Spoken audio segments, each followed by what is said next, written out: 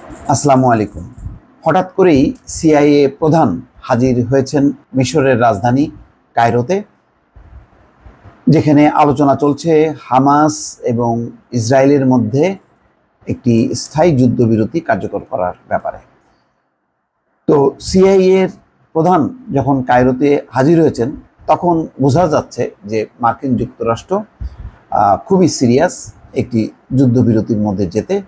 যুদ্ধবিরতি যদি সম্ভব না হয় তাহলে পরিস্থিতি যে খারাপ হবে, যে কোনো মুহূর্তে ইরান হামলা করবে, সব মিলিয়ে পরিস্থিতি আরও জটিল। তো যদি এখন দ্রুত যুদ্ধবিরতি কার্যকর করা যায় তাহলে হয়তো ইরানকে সামলানো যাবে, এরকম একটি ধারণা থেকেই হয়তো সিআইএ প্রধান কায়রোতে হাজির হয়েছেন। তো এই সামগ্রিক পরিস্থিতির উপরে একটি প্রতিবেদন বিবিসি করেছে যে যুদ্ধবিরতিতে হামাস ইসরায়েলকে কি রাজি করাতে পারবে যুক্তরাষ্ট্র, এমন একটি প্রশ্ন সামনে এসেছে। বলা হচ্ছে যে দুই পক্ষকে অর্থাৎ হামাস এবং ইসরায়েলের মধ্যে একটা চুক্তিতে পৌঁছানো এটা খুবই সহজ হয়নি। মাসের পর মাস আলোচনা চলছে, কিন্তু ফলপ্রসূ হয়নি। দুই পক্ষ একেবারে দুই দিকে অবস্থান করছে।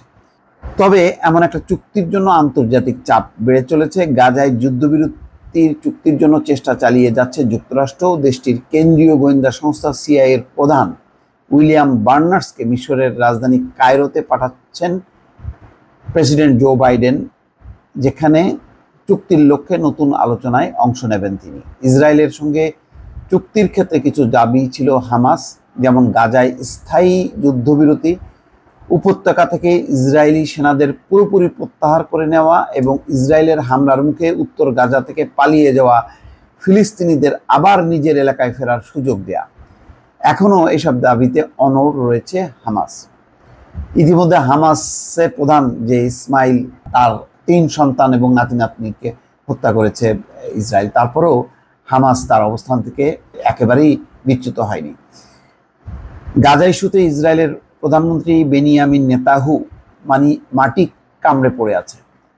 যুদ্ধ থামাতে আন্তর্জাতিক মহলের আহ্বান ও হুঁশিয়ারির মধ্যেও তিনি বলেই চলেছেন হামাস নির্মূল এবং গোষ্ঠীটির হাতে জিম্মি থাকা ইসরায়েলিদের মুক্তি না হওয়া পর্যন্ত গাজায় লড়াই চালিয়ে যাবেন তিনি। 2011 সালের ইসরায়েলি সেনা গিলাদ সালিতের মুক্তির জন্য হামাসের সঙ্গে এক চুক্তিতে মধ্যস্থতা করেছেন গেরশন বাস্কিন নামের এক ব্যক্তি। তিনি বলেছেন এটি স্পষ্ট যে ইসরায়েলের উপর যুক্তরাষ্ট্রের বড় চাপ রয়েছে, আর হামাসকে চাপ দিচ্ছে মিশর ও কাতার। অর্থাৎ যুক্তরাষ্ট্র যেমন চাপ অব্যাহত রেখেছে ইসরায়েলের উপর, তেমনি মিশর আর কাতার চাপ দিচ্ছে হামাসকে। এখন সিআইএ প্রধান সামনে এসছেন, এটি যুক্তরাষ্ট্রের চাপ বৃদ্ধির বিষয়ে একটি ইঙ্গিত করছে। তো বোঝা যাচ্ছে যে এটি একটি নতুন মাত্রা নিয়েছে, যেহেতু সিআইএ প্রধান নিজে কায়রো চলে এসছেন। ফলে তারা যথেষ্ট পরিমাণ চাপ সৃষ্টি করবে ইসরায়েলের উপর, যাতে একটা যুদ্ধবিরতির মধ্যে তারা যায়। তবে এটা একেবারে নিশ্চিত না যে যুদ্ধবিরতি শেষ পর্যন্ত হচ্ছে, এটা পরিষ্কার না, একটা ধারণা করা হচ্ছে। এখন দেখা যাক, যদি শেষ পর্যন্ত এই যুদ্ধবিরতি হয় তাহলে হয়তো বহু মানুষের জীবন বেঁচে যাবে। এটাই এখন সবার প্রত্যাশা। দর্শক, ভালো থাকবেন। আল্লাহ হাফেজ।